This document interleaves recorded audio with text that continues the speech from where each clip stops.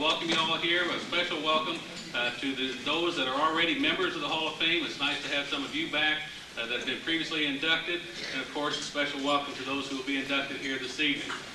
The kitchen has advised us that you can go ahead and start with your salads. They'll give us a couple minutes for that, and then they'll serve our dinners, and we'll get on with the program after that. So once again, welcome and enjoy the evening. Thank you.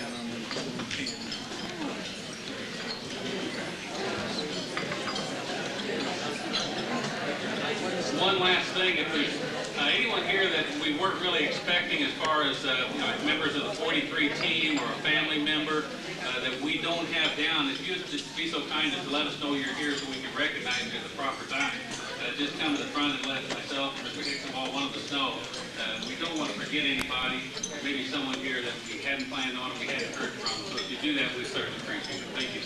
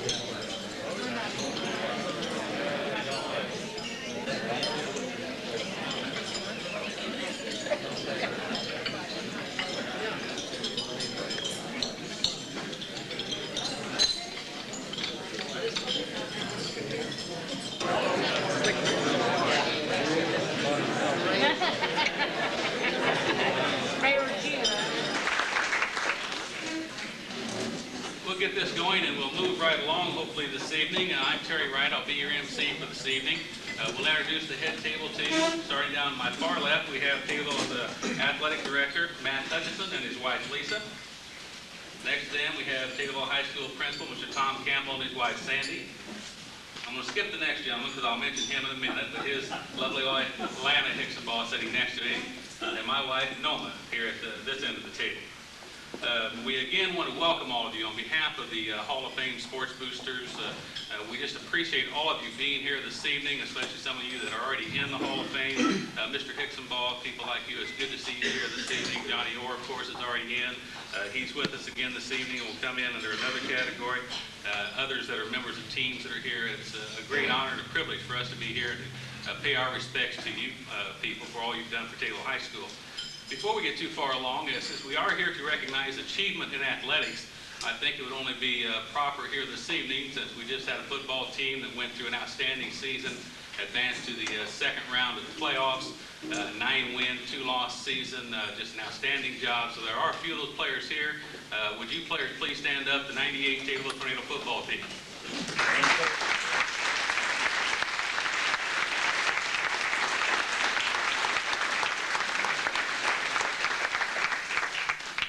Fellows, on an outstanding season. I know you made a lot of people in Taylorville very proud of you this year. We have a couple of our high school coaches I want to introduce very quickly. I know Mark Stevenson's here, our boys head basketball coach. Mark, right back there. He asked me to put in a plug for next week, Saturday night at 6, is it, Mark? The alumni game and the scrimmage. So please come out. Please come out and help support the basketball program and watch the alums. Gary McCullough. Gary, where are you? I know he's here somewhere. Gary, our girls basketball coach. Oh, I'm sorry, over here to my left. Gary, good to have you here with us this evening. Matt Hart, who helped with the Taylorville boys football team. Matt, back to the table with the boys. Those coaches all in attendance here this evening. We're very happy to have all of you here. The committee that has made the selections, several of the members are here this evening. We would like to recognize them. Rich Wilson Sr. is here with us tonight. Rich. We also have Slick Parrish, who we'll be hearing from a little bit later. Matt Hutchison, our AD, and Tom Campbell, our principal. Barb Monge, who's sitting back, or she's standing up here now. She's the one responsible, I think, for helping get the boys here tonight to help with this evening. And Bob Stevenson, Bobby back there somewhere, and Don Anderson, who we all heard from last year, and we're happy to have Don here with us again this year. Those are the members of the Hall of Fame committee. We also have Superintendent of Taylorville Schools, Rich Wilson. Rich, you're somewhere around here over behind Blues. Good to have Rich with us here today. If I've forgotten anybody I should have introduced in this time, I apologize. The one introduction that I do want to make, though, is for a gentleman that really, if it wasn't for him, this probably all would never have happened 3 years ago, now our 4th year in the Hall of Fame banquet. It's through his hard work and efforts and coordination of the meetings and the dinner and the plaques and everything else that we do have this Sports Hall of Fame. And I think we all should be very appreciative of the work that he does for us. And he's going to tell you a little bit about our Hall of Fame committee. I'd like to introduce the chairman of the committee, David Hixenbaugh.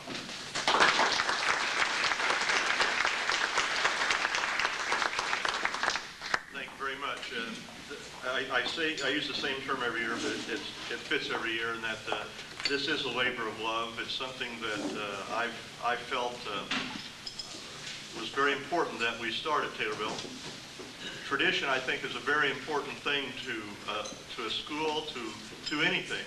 And the great tradition of Taylorville High School athletics, it's amazing when you go somewhere and you mention you're from Taylorville, people know who you are.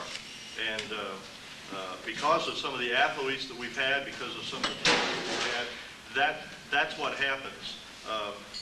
And so we felt it was very important to have a Hall of Fame for 2 reasons, basically. One is that the people who put on that purple and gold and went out and represented this high school and this community and brought honor to it should be recognized for their accomplishments, not just on the field, but what they did after they've left high school. The second thing is, I think that, and that's why it's so important that we have our athletes here today, to maintain a tradition. I think it's really important that the kids who play today get a chance to see the people of the names they've heard of out of the past. That's the way you maintain tradition. And for you all to come back and be a part of that makes this extra special, not just for you, who we do honor, but for the people who are coming after you. And I think that's really important, and I'm proud to really be a part of that. In order to get in, well, there are 5 categories, first of all, of selection to get into the Hall of Fame. The first category is that of being a player. And somebody who has achieved some kind of honor when they played in high school is eligible to be elected to the Hall of Fame after they've been out of school at least 10 years. The second of people who can be honored to be elected to the Hall of Fame are people who also grew up and attended Taylorville High School, but got their honor after they left. Some maybe as coaches, some as players, maybe even in the business world, but they were athletes at Taylorville High School that again brought honor back to Taylorville. That's the second category of a person who can be elected into the Hall of Fame. The third category is a coach, and it can be a coach present or past. We don't put a 10-year limit on our coaches. We can induct one of our coaches now. Of course, obviously they don't have to be graduates of Taylorville High School to be elected into the Taylorville Hall of Fame. The fourth individual way of getting in, and that is being a friend of athletics. We felt it was very important to honor those people who give dedicated time to the youth of this community. They may not have attended Taylorville High School, but their hearts at Taylorville High School for the time and energy and the efforts that they give to the kids. And so we had a category we call Friends of Athletics at Taylorville High School, and we have people who can be elected into the Hall of Fame for that reason. And then the last category is the team category. And again, to be a team category, it's got to be a team that's done something really well. Obviously, a good win-loss record doesn't hurt. They have to be out of school at least 10 years to be elected in as a team. And I think probably one of the hardest decisions to make from this committee is selecting the teams that have been selected to come into this Hall of Fame, because there's been so many good ones. There's a few great ones, and they've been recognized, but there's a lot of good ones. And when we sit down and look at the nominations and discuss them, I think the teams are very difficult to select, because we want to honor all the sports, everything from football, basketball, which are the high-profile sports, to track, baseball, golf, and now we're into the women's sports, which is really exciting. And if you look at your program, you notice that we've already inducted our first female athlete 2 years ago. And those of you who follow Taylorville sports, I think can see that the women are going to get their share in the not too distant future, because we've had some great female athletes here at Taylorville High School, and there's a lot more coming up. In order to be selected to the Hall of Fame, there's an 11-member committee, and to be selected you must receive 9 of 11 votes on the ballot to get in. So it's not a simple majority, it's a pretty tough majority to get in. 9 of 11 votes to get in. We felt that it should be difficult, and it is difficult, but tonight, when you see the people and listen to the people that are being honored tonight, I think you will understand why they met that criteria. So I really appreciate you being here. I'm always nervous nobody's going to show up. And so your being here really makes my life a lot easier, and I appreciate it. Thank you.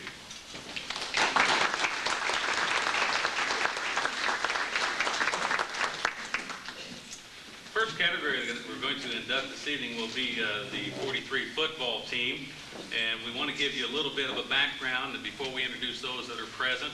And again, if there's someone that we don't know that's here, excuse us, please let us know. But we always like to give you a little of the background, and some of this comes directly from the Breeze Courier back at that time, and I know Dave always gets a kick when he does his research of how the sports writers term things, so you might get a kick out of some of these remarks that are in here.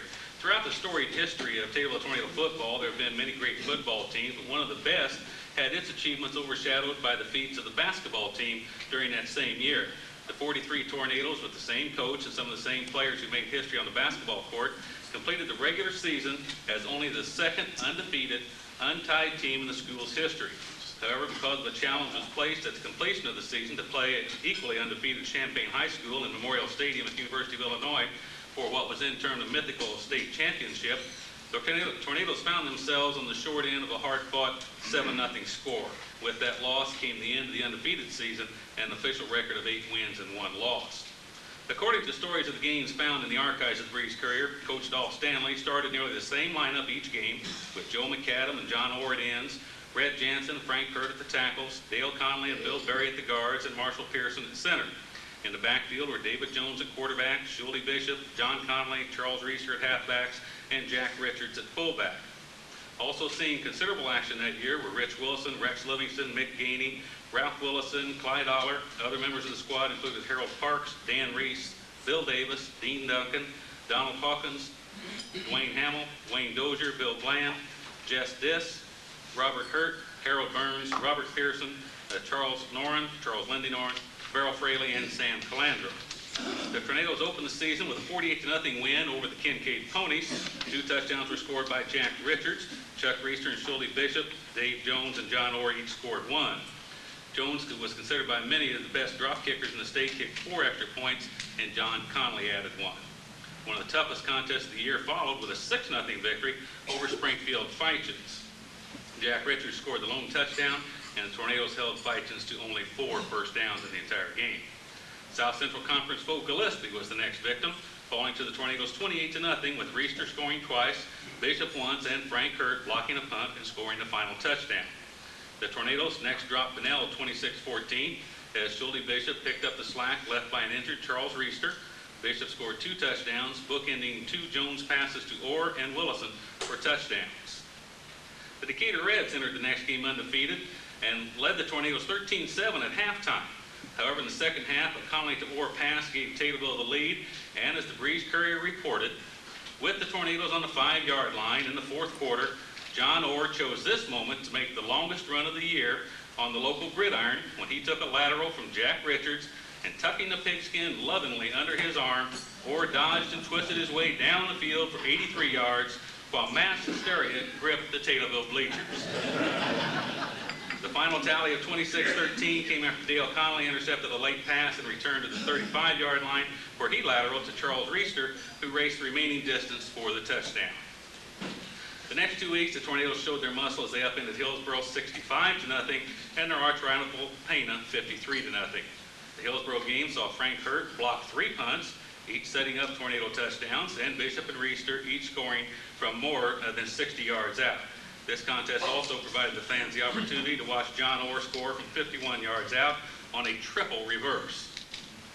The game of the year, however, was played the following week against powerful Mount Olive. Neither team scored in the first half. Mount Olive took the lead in the third quarter, but that score was immediately answered by a 65-yard drive ending with a 3-yard plunge by Charles Reister. Neither team converted their extra point. The thrill of the year took place with 11 seconds remaining in the game. The Tornadoes had the ball on the 50-yard line when David Jones connected on a pass, caught at the goal line by John Orr for the game-winning touchdown and a 13-6 final score. After the game, it was determined that Schulte Bishop had played the last 3 quarters of that game with a broken hand. The victory, however, preserved a perfect season until that challenge from Champaign. During the season, the Tornadoes outscored their opponents a total of 264 to 40. It's that team that we're here to recognize and to honor tonight. Naturally, not everyone could be here, but we do want to recognize those even that are not in attendance. Dale Connolly, Jack Richards, of course, Coach Dolph Stanley, Jesse Ditz, Rex Livingston, Dwayne Hamill, Harold Burns, Mick Gainey, Robert Hurt, Daniel Reese, Dean Duncan, Bill Davis, Don Jansen, Schulte Bishop, Harold Parks, Wayne Dozier, and Robert Pearson. Marshall Pearson is deceased, but I think we do have members of his family here tonight. Is that correct? Or did Mrs. Pearson show up? Is she here? Good. Mrs. Era Lee Pearson? Yes. Ms. Pearson, would you have to come forward and accept the plaque, please, for Marshall Pearson?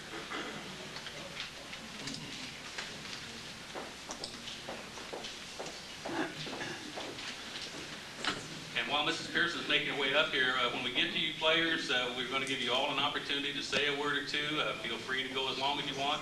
And then we would ask that you just kind of stand off to the side. I know we'll want a group picture of all of you. So, Mrs. Pearson, on behalf of the Taylorville Sports Boosters Hall of Fame, congratulations to your late husband. Thank you.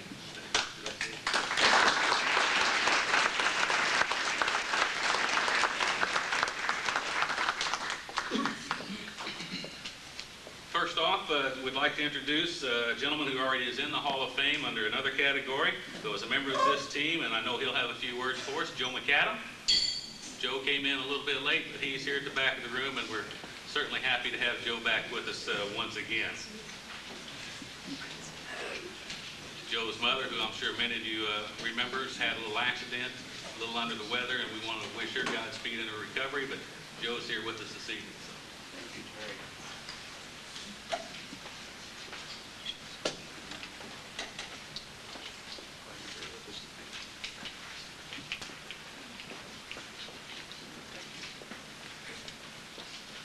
I'd like to thank the Hall of Fame organization for honoring our football team.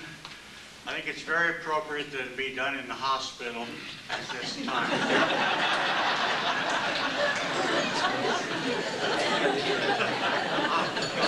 I would also point out, particularly to the members of the 1998 Tornadoes, that one of our reasons for success was the strong student body support and the community support that we got. We also had the opportunity of following in the footsteps of other fine football teams, and that contributed greatly to our success. So it was a joint effort with townspeople, student body, the band, and those of us who were on the athletic field. Thank you.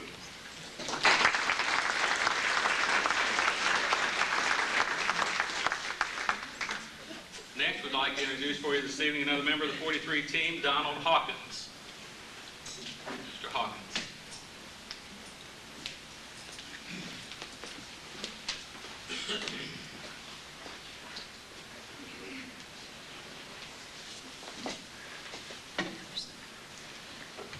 really honored to be here, and I'm very grateful to all of the people who made this possible this evening. I really feel like I happen to be in the right place at the right time as far as this is concerned. I do want to note my contribution, though, to the starters of this football team, Frank Hurt and Don Jansen, in our one-to-one practices, one-on-one practices, used me instead of tackling Duncan. But I got in a few licks too. And it's really great to be here. Nice to come back to Taylorville, and I'm enjoying myself immensely. So thank you very much.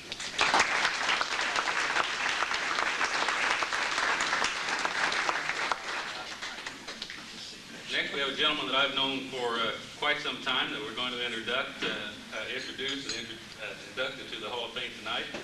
But again, you know, this is one of those cases where the first names, and when people go by nicknames, you forget about who they were. When I first read this, it didn't even register with me who he was until he walked in tonight. But Buzz Aller, Clyde Buzz Aller is here this evening. Buzz, come forward. Don't do much buzzing anymore.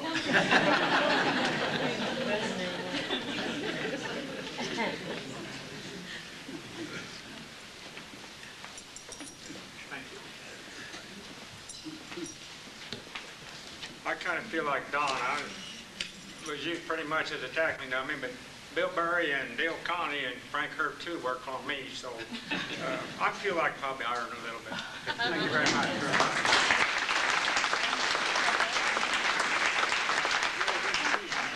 That's the most you'll ever hear out of that fellow. I worked around him for quite a number of years, and that's the most I've ever heard him say. Next, this evening, we do have representing Charles Reister. We have his sister, Carolyn Matson, and his brother, E.J. Reister.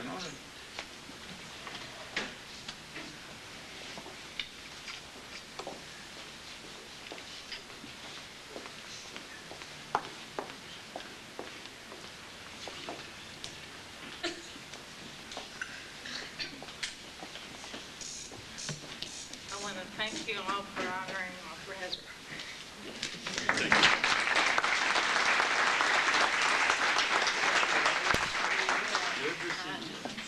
Next, a gentleman I'm sure all of you know, still a very prominent individual in Taylorville, Bill Bland. Bill.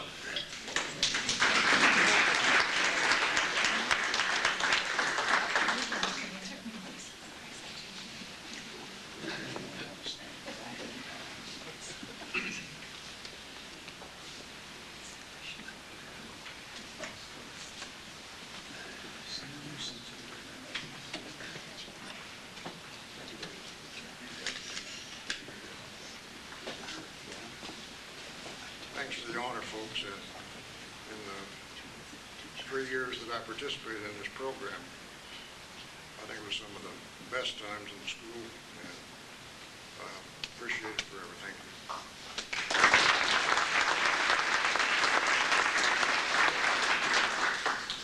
you. Next, David Jones.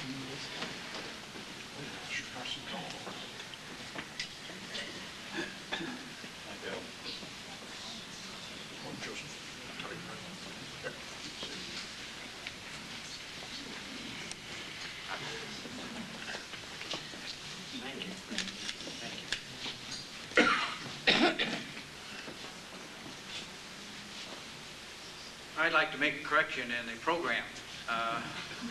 I threw a lot of balls at old Baldy Orr in football and in basketball, and he was our first baseman in baseball, so I threw a lot of balls. But in a Mount Olive game, I didn't throw a 50-yard pass to preserve the undefeated season, but my teammate and long friend from grade school did, and that was John Conley sitting back there. I would like to thank you. I think this is indeed a great honor, and I have fond memories of my years at Taylorville High School, and it is true that this community is amazing the way it supports people. I'd like to relate one incident to you that I thought was kind of cute. And it's about my father. My father was a coal miner. He worked for Peabody number 9. And his language left a little bit to be desired at times because he was a bottom boss. And he followed our team in football, basketball, and baseball, and was so interested that I was right-handed, and in baseball he decided I should be a switch hitter because the right field lines in the National League are shorter than the left field lines. So he had some great expectations, but I have forgotten what football game it was, but he had a habit of walking up and down the sidelines. They used to have posts with just a wire that was kept people back, and my father walked up and down watching the game. The occasion occurs, I was about the only quarterback we had, and it was a tight game, and I had two guys, I was a defensive back. It was a pass play. I had two receivers that came and actually stood right next to each other, probably ran a bad pattern, but I'm a defensive back behind them, and I realized that the ball was being thrown to them. So I couldn't get to the ball.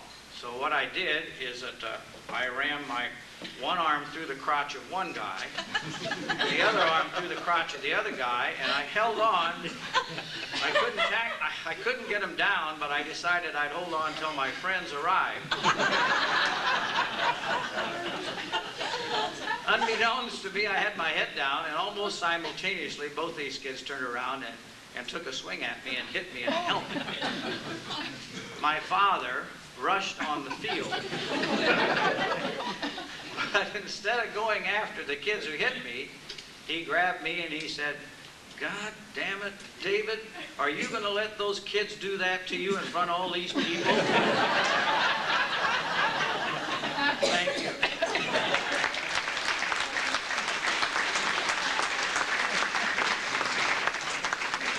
Thank you for the correction. Our historian, Matt Hutchison, will have to dock his page. Next, we'd like to introduce this evening Billy Berry. Another man, a few words. Billy?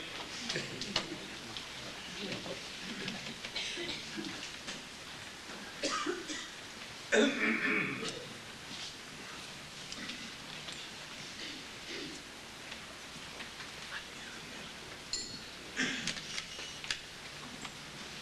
like to thank everyone for allowing me to be here tonight.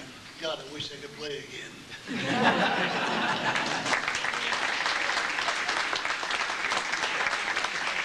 get the Buzz Dollar together, and then you'll get a real long-winded speech out of those things. We're very happy to have with us tonight, representing Lindy Noren, his wife Louise.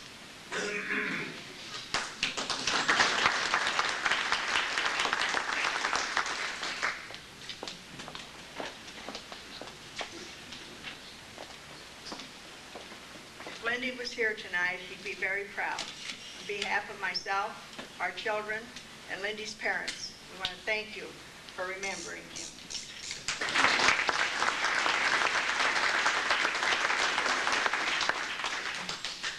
Some of these gentlemen you might remember were inducted in that basketball team of 44, and another one of those that's here this evening went in on this team is Ralph Willison. Ralph?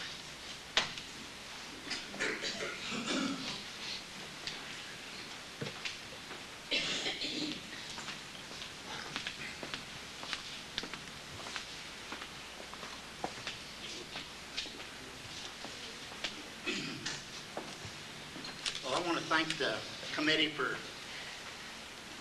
picking the team this year, and it's really wonderful to get an award that you really love doing.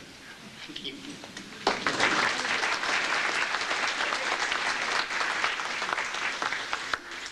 Next, the gentleman that threw that pass, John Connolly. John?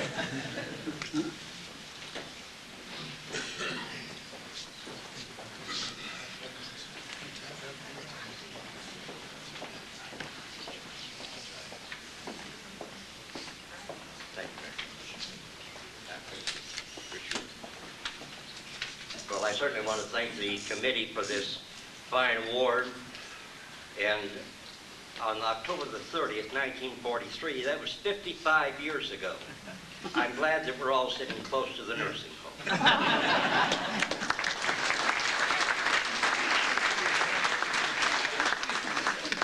that we've already recognized here this evening and last year, Rich Wilson. Rich?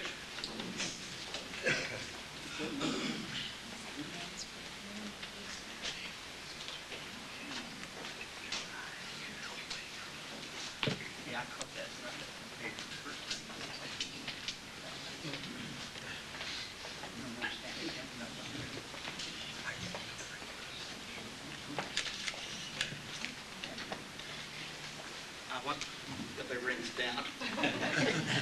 I want to thank everybody for showing up tonight at this ceremony here we have.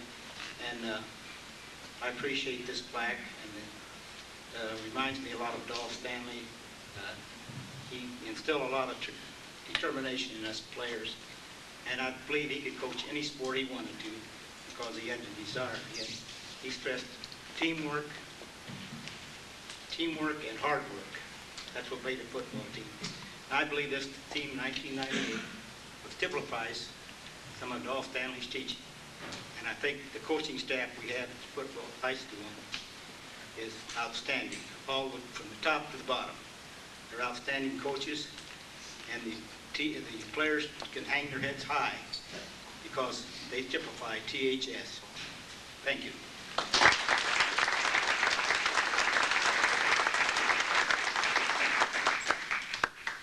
Next, a dear friend that we lost not too often ago that was certainly saddened all of us, but we're very happy that his wife is here this evening to accept his award for Frank Hurt, his wife Dolores. Dolores?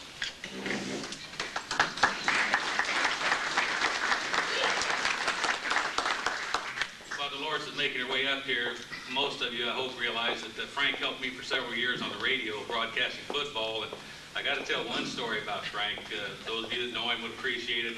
When you're doing radio announcing, you try to set the field so the people at home can picture it. You know, you say Taylorville's going from my left to right or vice versa, whatever. And one night Frank said Taylorville was going to our north. And I looked in and I said, Frank, I said, it's everybody's north. But that's just the way Frank was. He was a dear friend. And we loved him and we missed him. But Dolores, we're very proud for tonight. Well, on behalf of our 5 kids and the grandkids that are all proud of their grandpa and dad, thank you very much.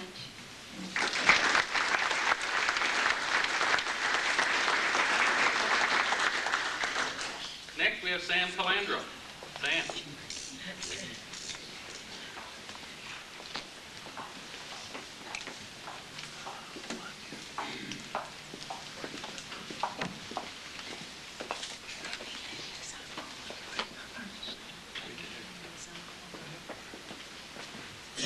It's an honor to go on to this. Thank you.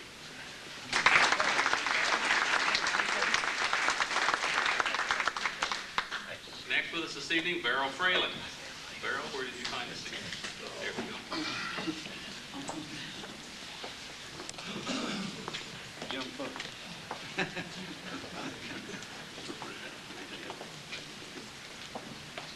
Like John, I'm sure glad we're here in the hospital.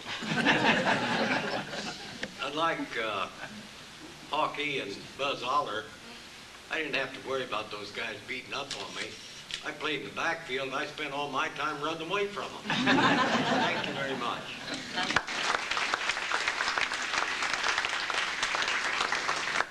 Have I forgot anyone, fellows? Have I forgot anyone? Yeah, John Orr. Really? Next, and I've been saving this gentleman for last. I'm sure all of you that he doesn't need an introduction, but he's probably the best-known Taylorville resident athlete to ever come out of this high school. He's in our Hall of Fame already on the basketball team and as an individual, and he's simply known as the coach, Johnny Orr. John?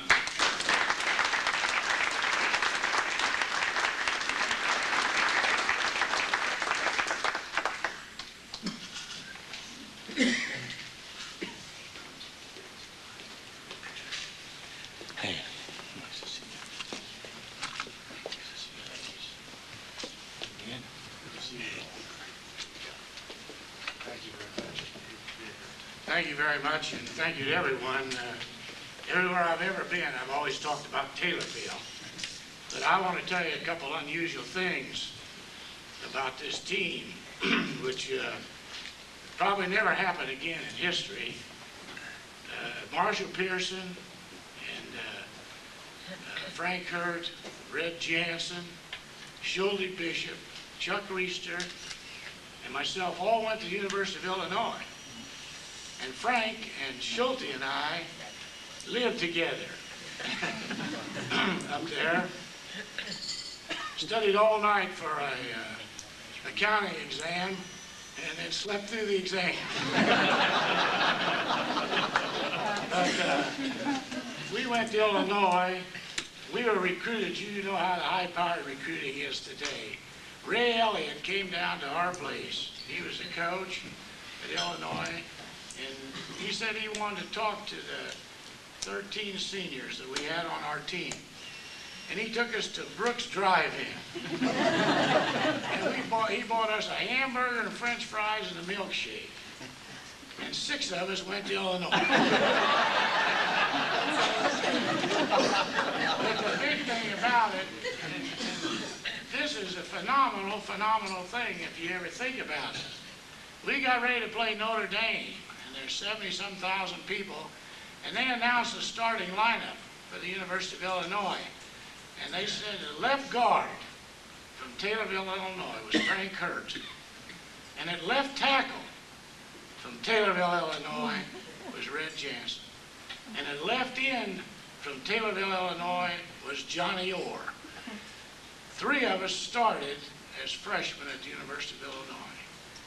And Frank Hurt and Red Jansen were phenomenal, phenomenal football players, as was Chuck Reister as a runner, and Marshall Pearson. Dale Conley, just a little guy, but he could really pull and really go. And you know, we kicked extra points, and we had 2 extra point kickers, Dave Jones and Johnny Conley. And you know, they drop kicked them. We didn't place kick them, they drop kicked them. And I've seen those 2 guys when they were younger drop kick those footballs through there from 30, 40 yards out and just make one right after another. Just drop them down there and kick them through there. It was an unbelievable thing. But it was a pleasure playing with them, and they were really good. And we had a great rapport. You see Bill Berry, he was just as big then as he is now. And Frank and Red and Marshall Pearson and Jack Richards. God, he was 200 and some pounds as a fullback. And Schulte Bishop, he went to Illinois with us. And you know what? He was a second-team quarterback. And I've seen him get on the scales. He weighed 145 pounds. But he could really tackle you and play. And they were great. And you know, we had it wasn't a great beginning in football.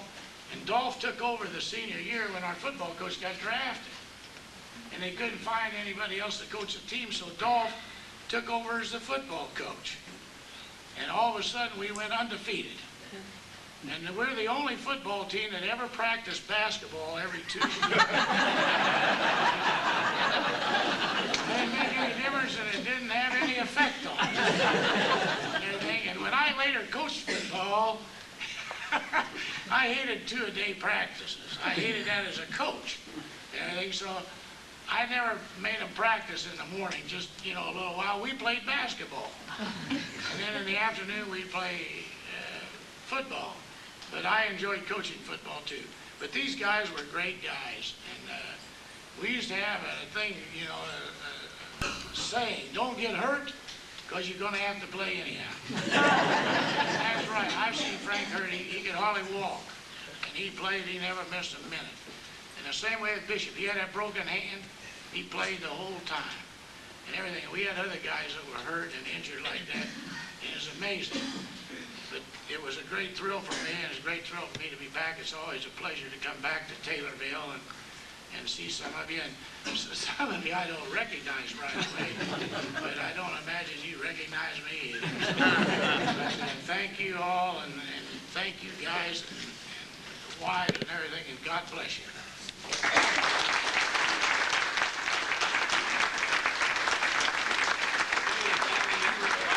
picture or something in the group, now would be the time to do it. Barb, you want to take a minute to get a picture of the group? We don't have right angle lens. Ladies, come on over here and get the front seat.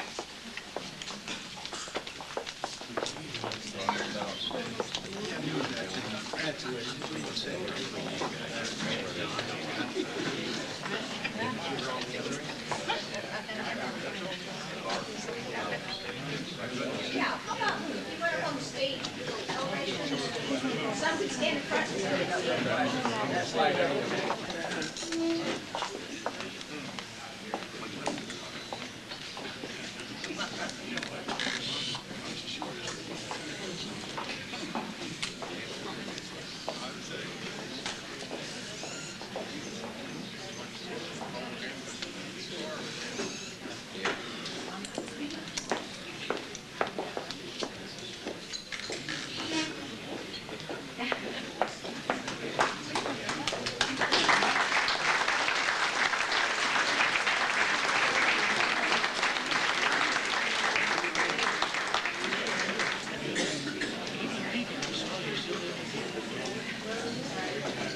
I think this is one of the moments that makes this all worthwhile, when you see these people get back together again and enjoy reminiscing and talking about old times. It's just a pleasure to be a part of it.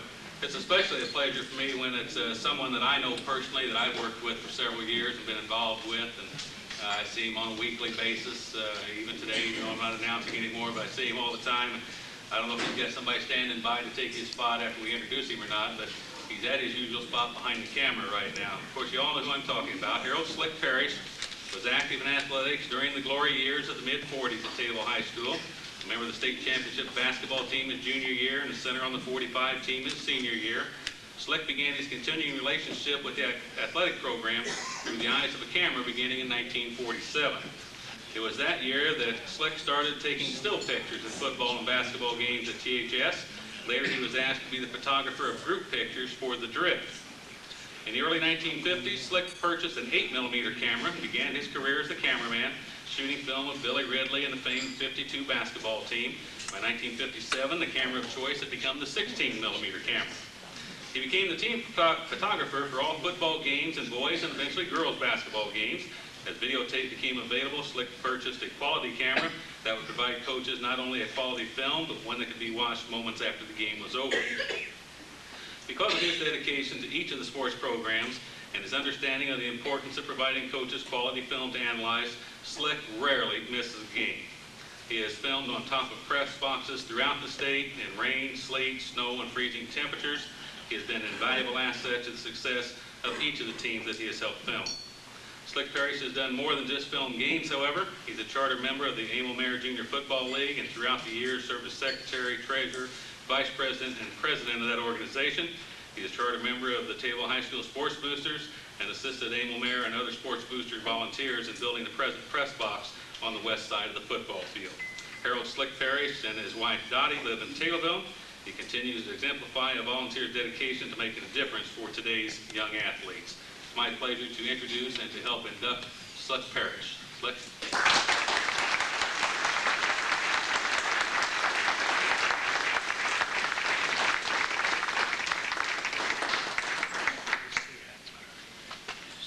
Well, it's a great honor.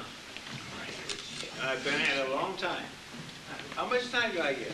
As long as you want. 51 years, that's 51 minutes. 51 minutes. A mile a minute, okay.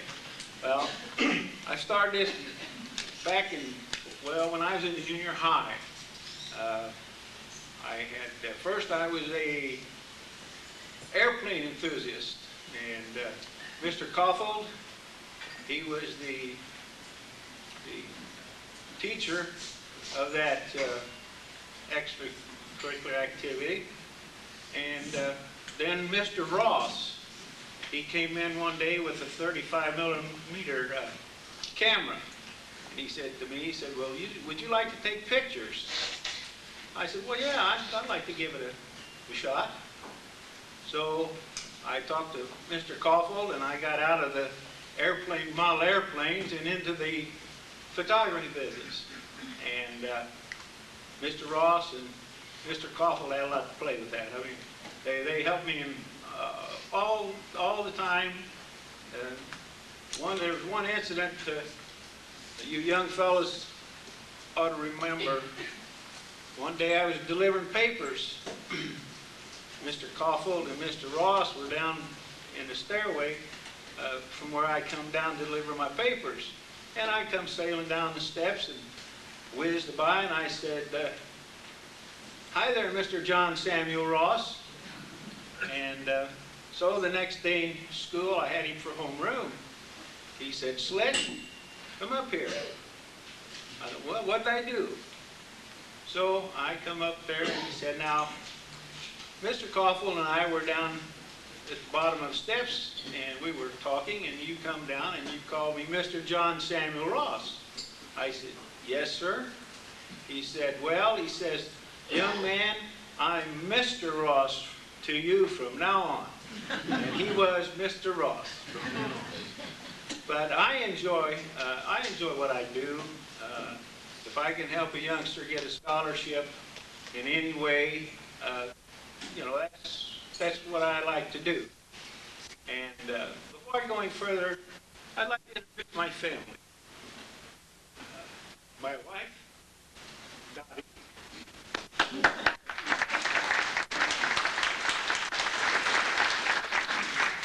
My daughter, Joyce, and her husband, David. My grandson, Nicholas. My granddaughter, Megan. My sister and her husband, Edmona and Aldo Vitale. My brother, Robert and Wilma Parrish. And my niece, Carol and Wayne Bridgewater. They really help. But again, another thing I like to express to you folks, that if you know somebody you were in school with, come and get a nomination. That's what we go by. And that really helps the committee have more selection. We don't like to do all the selection ourselves. It's a hard enough thing to get down to the finals. And anybody that has somebody that you really know that should be nominated, please come and get a nomination. It would help quite a bit to us. And I've got a lot of people I could thank, especially the young people, the school, administrators, coaches. There's so many coaches I've had that I've done work for. They've all been wonderful people. And I've worked with some civic people, such as Emil Mayer, John Alls, and all the coaches. I mean, you go from Coach Loveland, Coach Lyons, Coach Prater, to Coach Williams, in Gary McCullough in the ladies, Dave Hicksonbaugh, Coach Carol Wilson. They've all been tremendous assets to our athletic program.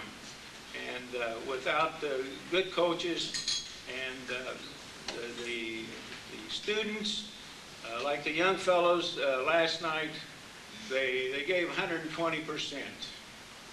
And the coaches, again, they were marvelous to stand behind those boys.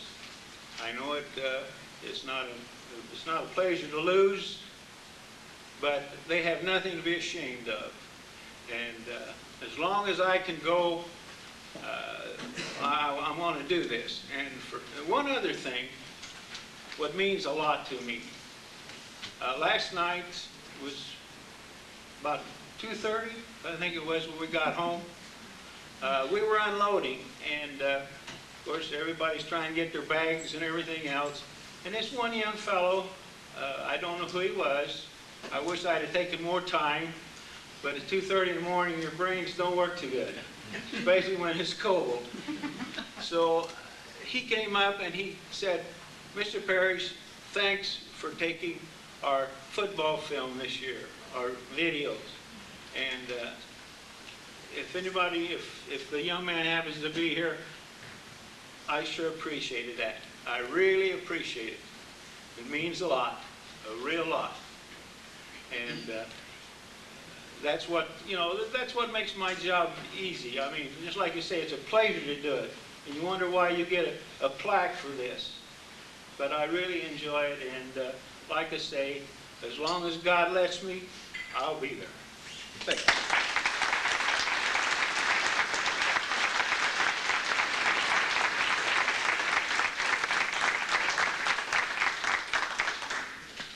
Slick not only does all the filming for the high school and what have you, but he also films at our church each and every week. And I don't know how he continues to do it for all these years. Slick, it's really amazing.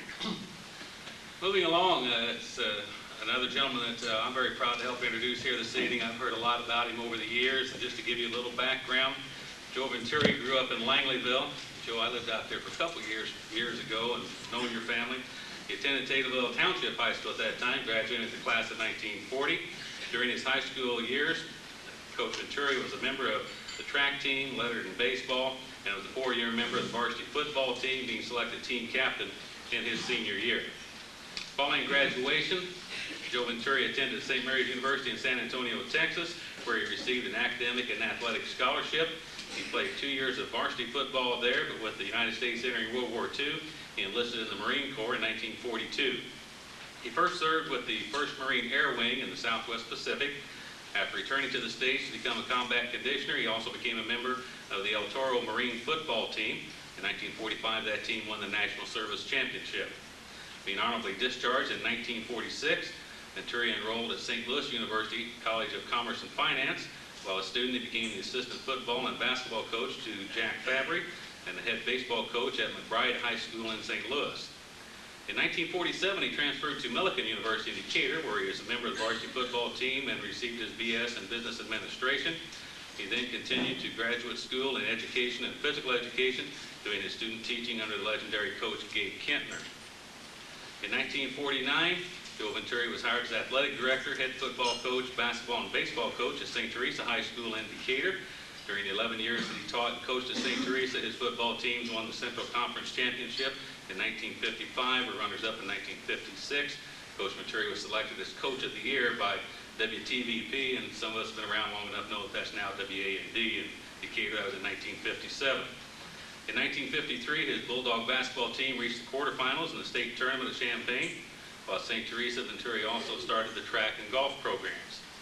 In 1960, Coach Venturi moved to Rockford, where he became head football coach and assistant baseball coach at the new Rockford Auburn High School. A new member of the Big 8 Conference, Venturi led the Knights to their first conference championship with an undefeated season in 1961 and repeated as champions in 1962.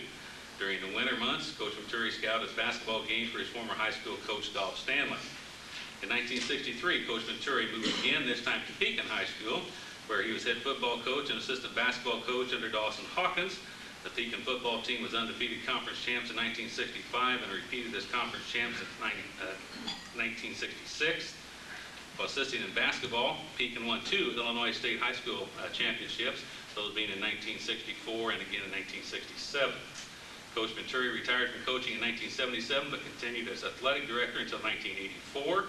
In 1980, Coach Venturi was inducted into the IHSA's Football Hall of Fame. Coach Venturi was fortunate to coach his 3 sons in football. Rick Venturi went on to play at Northwestern, eventually became head coach at Northwestern, and is currently an assistant with the New Orleans Saints. John played his college football at Missouri and is currently head football coach at Washington High School, winner of the 4A state championship in 1985. And Tom played football at Western Illinois, and after several years of college coaching, became an agent for State Farm in Chicago. His daughter Susan is a dance teacher in Pekin. Coach Venturi and his wife Norma still reside in Pekin. Ladies and gentlemen, please welcome Coach Joe Venturi.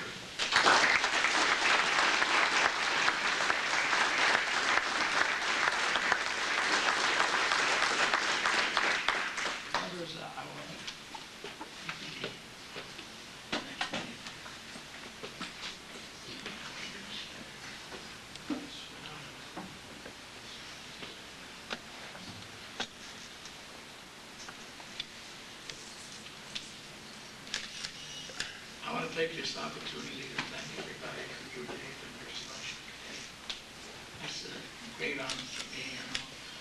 I enjoyed being inducted into the Illinois High School Hall of Fame, but it's really nice to come back with your peers. I look out there and I see one of our lively guys. Hey, Aldo, and we knew his mother and father, and you know, it's amazing.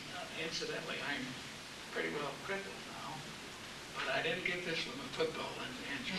It's one of those long things. But anyhow, I really enjoyed it, especially coming here tonight.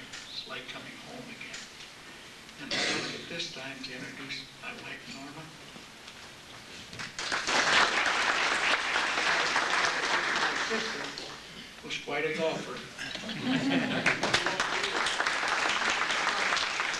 I want to introduce my brother-in-law here.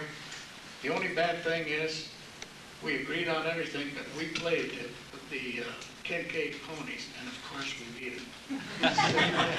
They didn't score.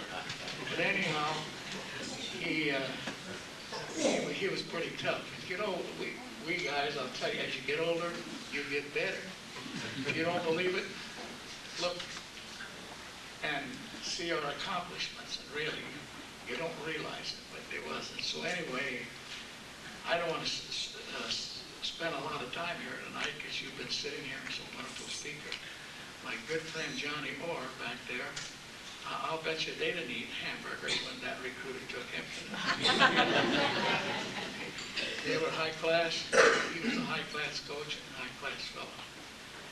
And I went up and watched him coach in Wisconsin, because when I coached at Rockford, we were close by. And so we always thought, and his father, God love him, I'll never forget it, he sold me a Dodge. The kids used to call it the dirty Dodge, and believe it or not, I had a reclining seat in it.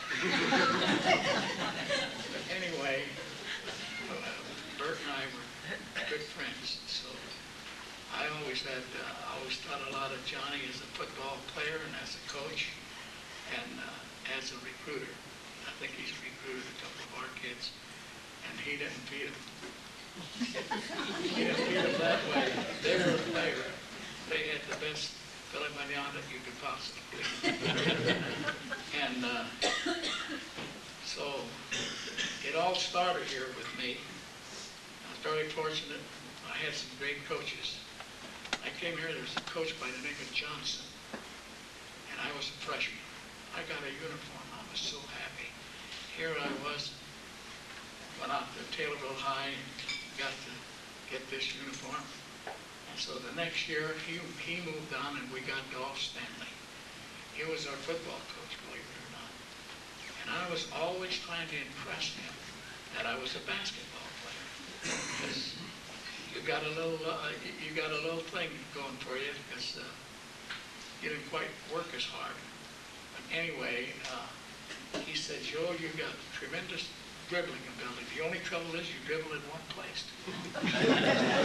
So anyhow, and I always told him that he missed the boat by not getting me on. And anyhow, from there we went over, and I got to coach with Dolph. We started a new school, and we started the school Rockford, Auburn. We never had a senior in school. And anyhow, we went up there in that first year, and they knocked the blazes off us because we didn't have a senior in school. But we played our sophomores, our freshmen. And the next 2 years, they couldn't touch it.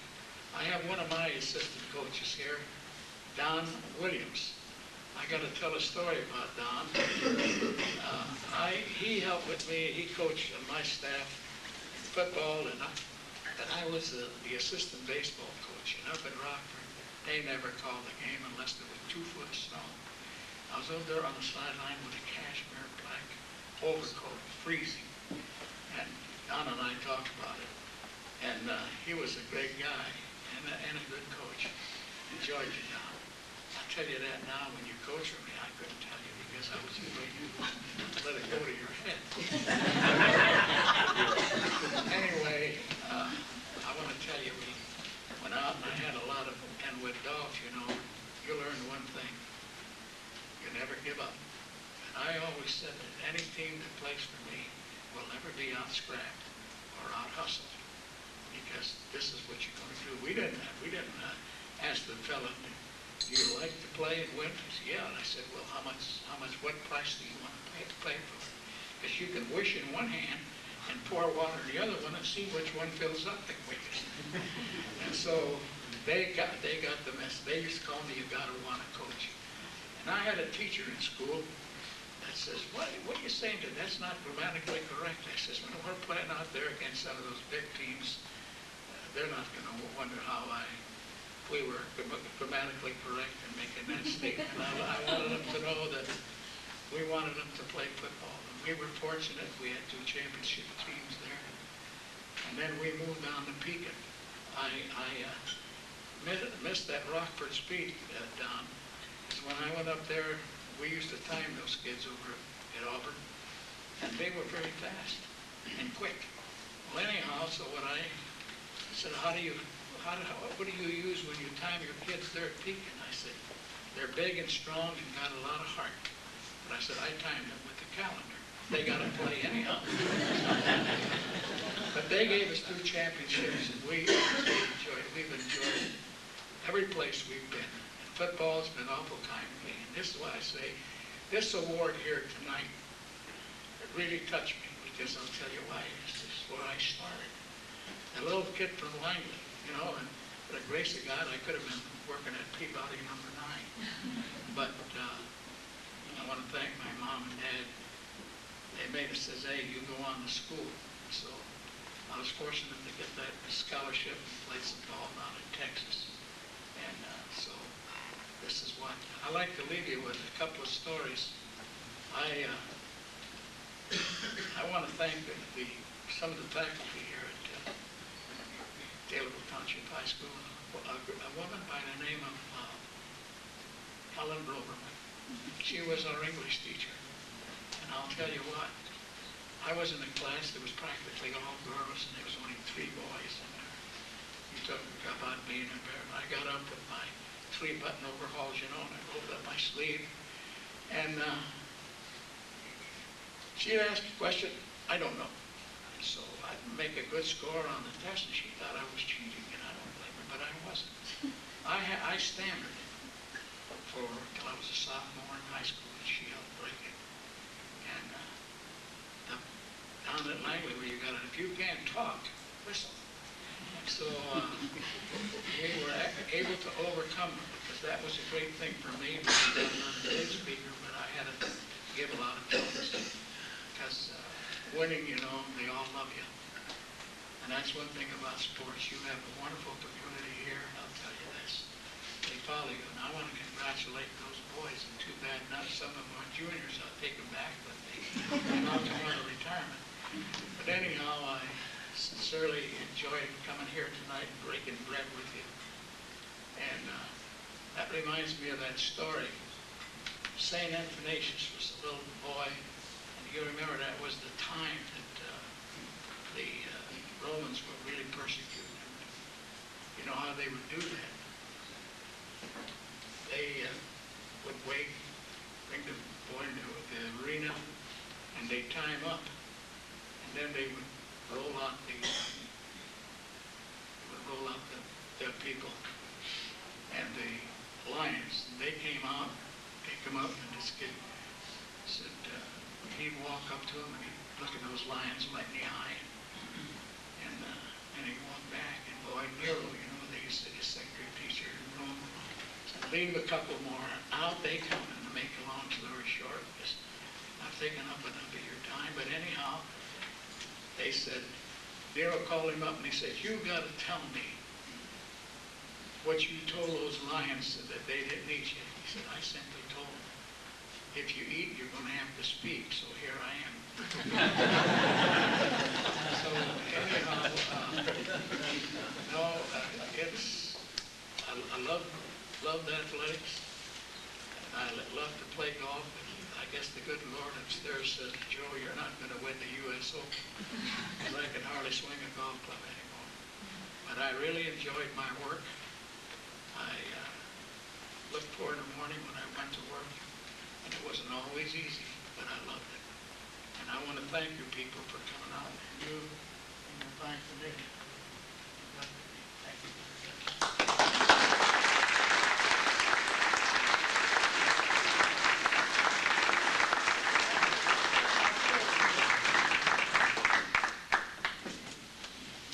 See, I'm not winning any races, but I'm not finishing last either.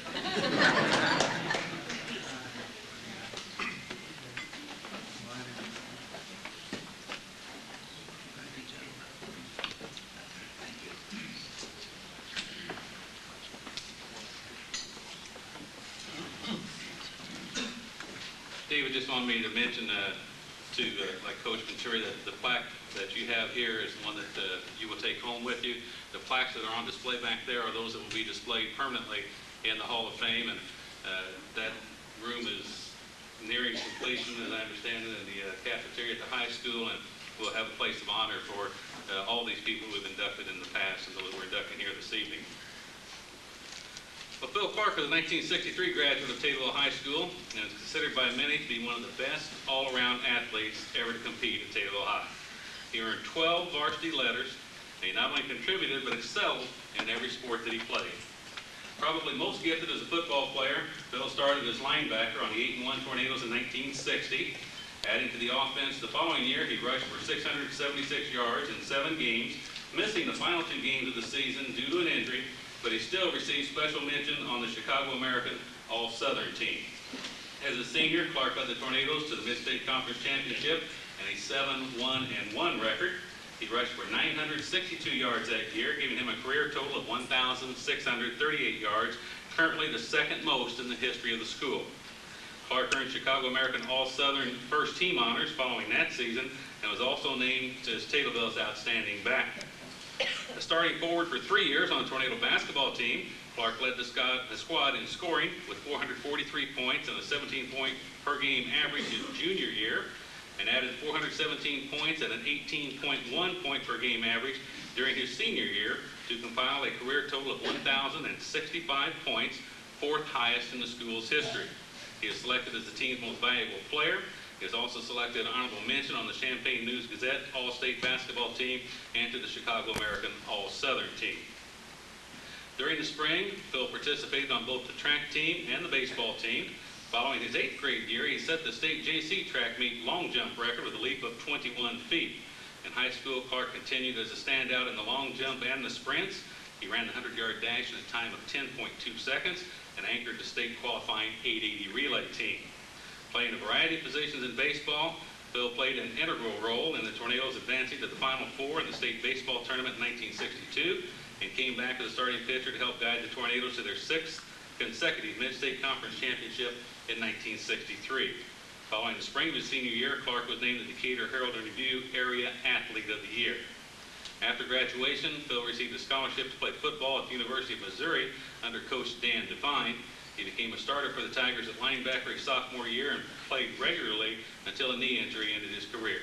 Today, Phil and his wife, the former Carol Hayden, live in Richmond, Texas. Ladies and gentlemen, please help welcome Phil Clark.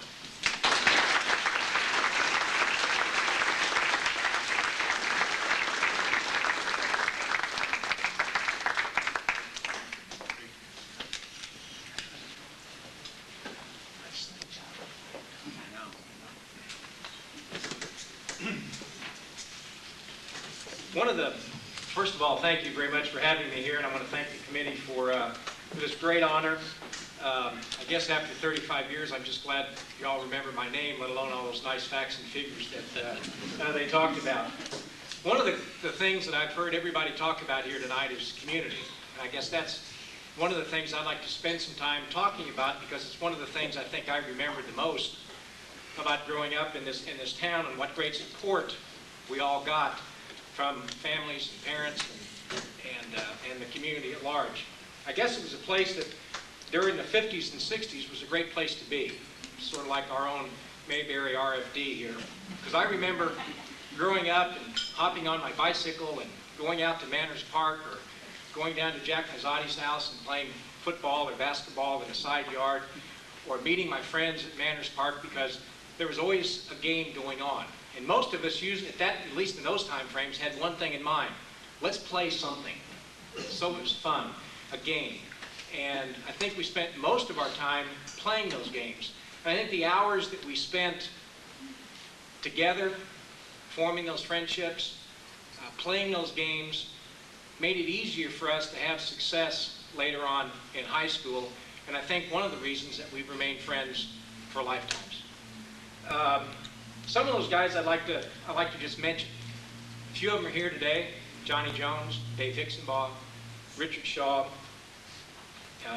Dave Belangi, Bill Likens, Bill Kelly, Mark Beamer, Dave Wright, Bob Kreitz. I mentioned Jack Mazzotti, Danny McCormick, Gary Moss, Jim Lindsay. I could go on and on and on and talk about all the guys that we played. Bob Stevenson is in the back there. Don't want to leave you out, Bob. I think all of those guys made growing up in this community the fun it was and how much enjoyable it was to be here. Next, I'd like to talk about our coaches. I know there's enough stories in this room about Jim Lovin, Red Bland, and Al Sherline to take the next an hour or 2 hours just to talk about the stories. I'd like to talk about them as the kind of the impact that I think they had on people. I think the thing I most remember about Jim Lovin was his ability to get kids to play better than they really were. You look at a team that probably didn't have, and Bob, you're in the background there, didn't have a lot of speed, to say it, put it mildly, and be able to finish our senior year at 7-1-1 with a 128-pound quarterback over here to my left. But I think what the coaching staff led by Jim Lovin was able to do was really to get us to play better than what we really were.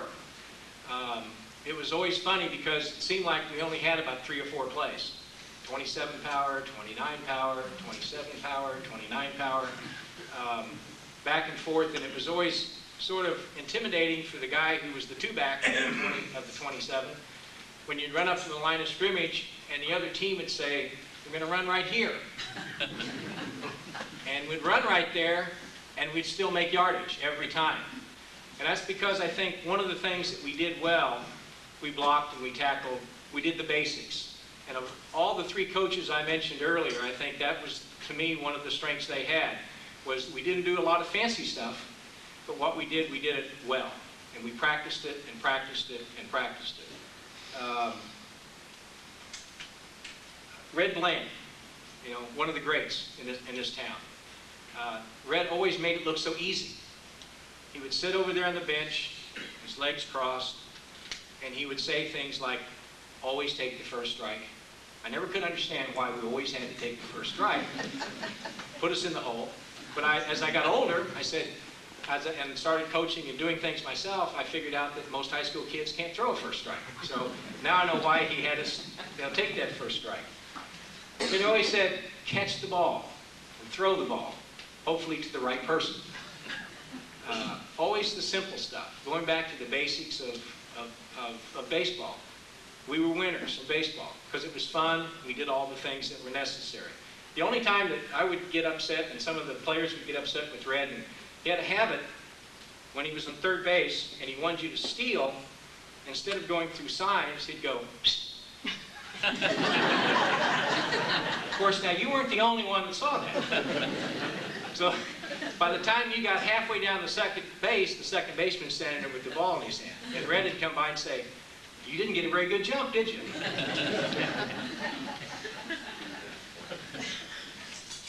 Al Sherline coached me my sophomore and junior year, John Wilson my senior year in basketball. Another one that concentrated on the basics.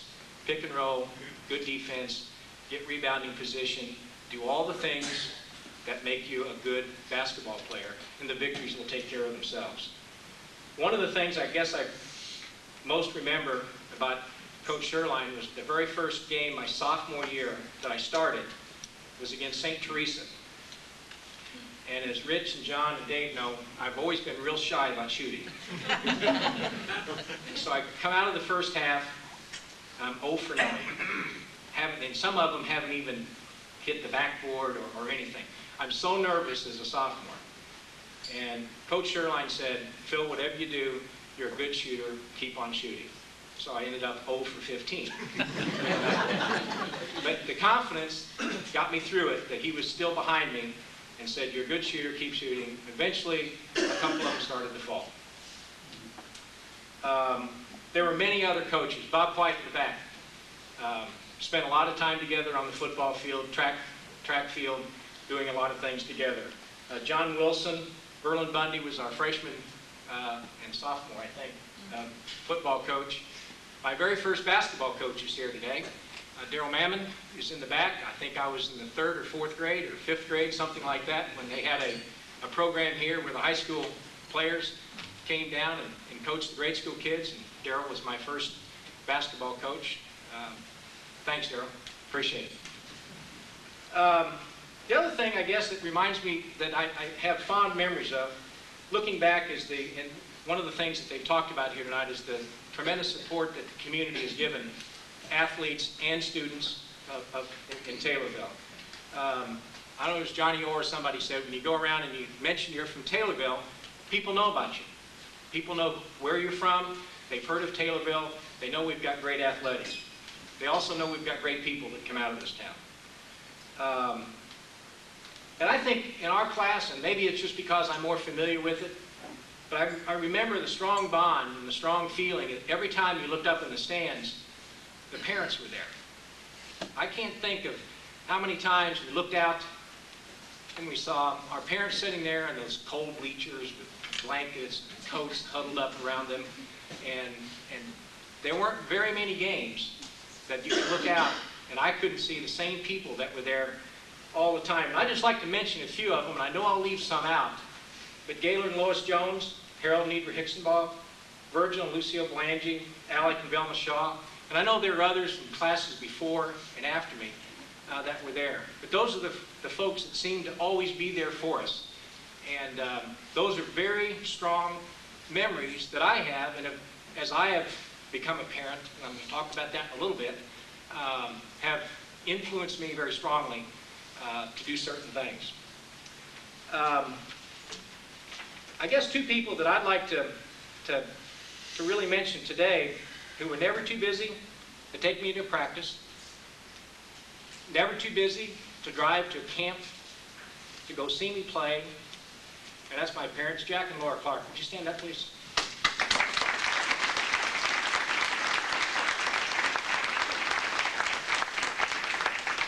I guess the other people, I've got two sisters here. My two brothers aren't here tonight. But I don't know how many times they were drugged to baseball games and basketball games and track meets, and I'd just like to personally thank you for putting up with it and going to the games and being there for us. Finally, I'd like to talk about the people in my life that keep me going now. My wife, Carol. Carol, would you stand up, please? Like that. Carol and I are about ready to celebrate our 31st anniversary. Thank you. We're on the other side of the curve. Carol and I are blessed to have 3 wonderful sons and have spent a lot of time during the last 15 to 20 years following our sons on the athletic field also. Through Little League baseball, basketball, soccer, Pop Warner football, high school football, college football, all of those things. And let me tell you, I wouldn't trade that for anything. There's nothing I would trade for those experiences. My son, Phil, now works for the Ocean County Sheriff's Department in New Jersey. I have twins, Patrick and Brian. Patrick played for 4 years at Hofstra University in New York. He started the last 2 years. He lettered all 4 years. He now works for an insurance company. His twin brother, Brian, went to the same university, even though they, as twins grown up, said, we'll never, ever go to the same school.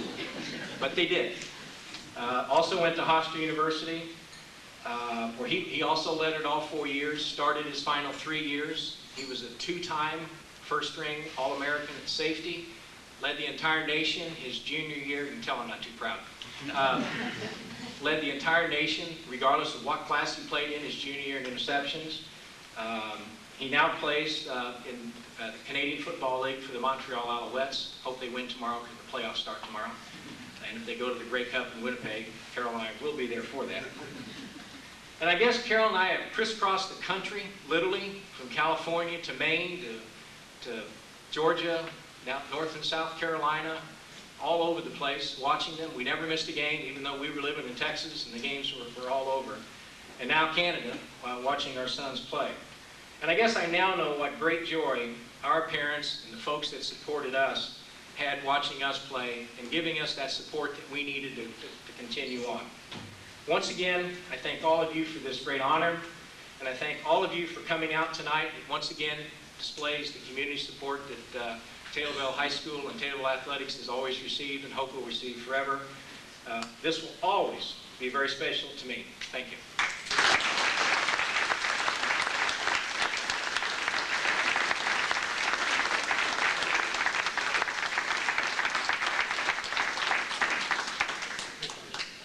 Ladies and gentlemen, I think that brings us to the conclusion of our program this evening. I think this is probably, Dave, correct me if I'm wrong, this is probably the best turnout we've had in the 4 years. We certainly appreciate all of you coming out, and I know those that were inducted tonight appreciate the support that you gave them here this evening. Anyone in the audience that would like to say anything? I mean, we've given everybody else a chance to talk here this evening. Dixie's passed up, Matt passed up, Tom passed up, so there's time available. But again, on behalf of the committee, it's a pleasure for us to work for this, and hopefully that you folks enjoy it, and we hope to see a lot of you back here again next year. So one final round of applause for each and every inductee.